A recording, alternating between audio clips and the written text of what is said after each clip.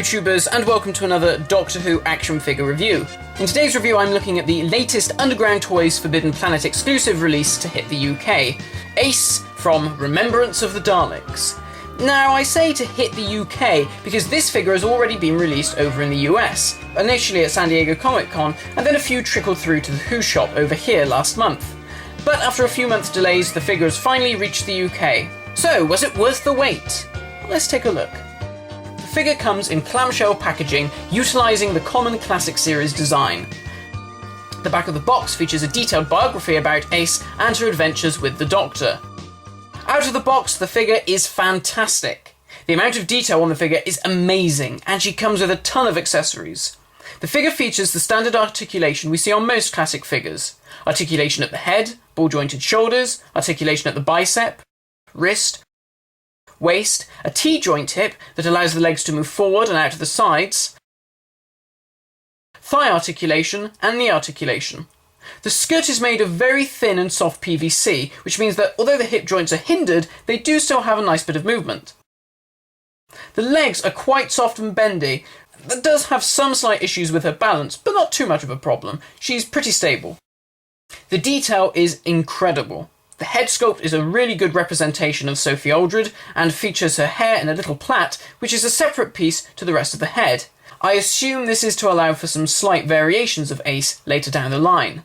My only criticism on the head is the sculpt's paint apps. The eyes are looking up at an angle, which is just something that irks me. I prefer them to be facing forward, but in this case it does seem to add a bit of character to Ace's face. Now the real area of spectacular detail comes in the form of the jacket. This is something that was always going to be tricky due to the sheer amount of badges Ace has in the show, but they really nailed it on this figure. Now just to give you guys an idea of how close this is to the real thing, Thomas Chapman and his girlfriend Beatrix Poole kindly took a range of images of Beatrix's replica jacket. It's easily one of the most accurate, if not the most accurate replica I've seen, and when you compare it to the figure, this really gives you an idea of how accurate the artists managed to get the jacket to look like the actual costume. So a huge thanks to Beatrix and Thomas for these pictures. On the figure's right-hand side, you can see such details as the 2 Blue Peter badges, various US flag badges, and larger pieces, such as the Ace Roofing Company badge and the Gibson Bolden Space Shuttle badge, both of which really resemble the ones used on the jacket. You can see that the Rupert the Bear badge on Beatrix's coat is recreated on the figure in a simplified form. Other details, such as the whistle, are also captured on the figure. The figure's right arm features the smaller playing card badges, as well as the larger Space Shuttle and the eye looking through a magnifying glass badges. Sadly, the Watchman badge is just a smiley badge. This is no doubt a copyright issue. The same goes for the lack of a Batman earring, which is instead a blue dot, although I doubt they'd be able to make it resemble Batman at that size anyhow. The figure's left-hand side features the Jerry Anderson Fan Club badge, the US Flag Space Shuttle badge, and other smaller badges too. Although not clear, they've even tried to capture the little Thunderbirds badge. On Ace's left arm, you can clearly see the white driver badge, the red communist star and sickle, and 1987 badges on the shoulder. They've even attempted to recreate the Spider-Man badge, but it is such a basic representation, no one on earth would know it was meant to be Spidey. An easy way to dodge copyright, but very cool attention to detail. Last but not least, the large Ace insignia on the back. This is sculpted to the jacket and the paint apps are nice and crisp with no bleeds. Whew, so as you can see, the attention to detail is pretty staggering. The figure also has another display option, thanks to an extra set of interchangeable arms. This feature was first seen on the Joe Grant figure in the Three Doctors set, where it was a great success, and here it is just as good. However, this time round I had great difficulty in swapping the arms. One side was fine, but for the other side, I really did think I was going to have to call upon the power of Grayskull to pop the new arm in. In fact, I nearly pulled her head off trying to swap them. So if you're a child and you're having this problem, you're really going to need an adult to try and pop those arms in and out. That, or use the tried and tested boil and pop method. The finished effect gives us a good look at the detail on Ace's t-shirt, which shows off that neat 80s design of the musical notes and the instruments. I really love this feature, and I hope it can be used on other figures in the line. It's a pity we didn't have the same ability on the Doctors so we can display them minus their coats and jackets. Unlike the jacket arms, these arms only feature articulation at the bicep and elbows. There is also an added element, which is Ace's wristwatch. The figure comes with a plethora of accessories. Loads! Not only do we have the interchangeable arms, but we also receive her famous baseball bat, perfect for smashing up Daleks, an RPG with removable rocket for blowing up Daleks, and 3 cans of Ace's trademark Nitro 9, perfect for destroying Cybermen ships and Daleks. The details on these are really good, and they look very much like their on-screen counterparts. The Nitro 9 has 2 different sculpts, one with the lid on and 2 with the lids removed. The baseball bat is nicely sculpted and painted, highlighting the smaller details.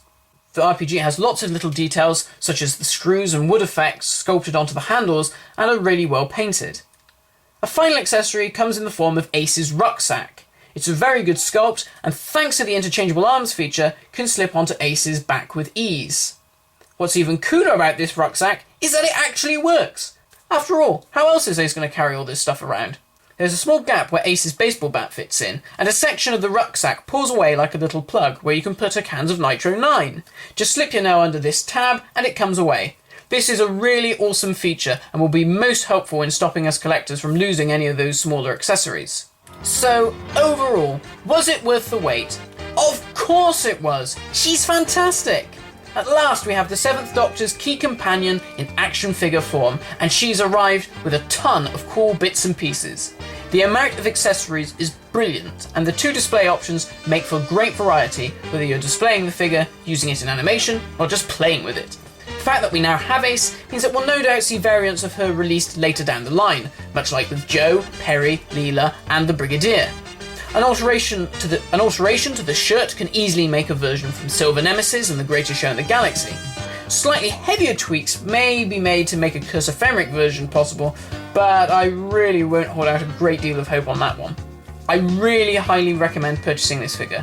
She looks fantastic with the 7th Doctor and comes with so much stuff that she's great value for money at $16.99.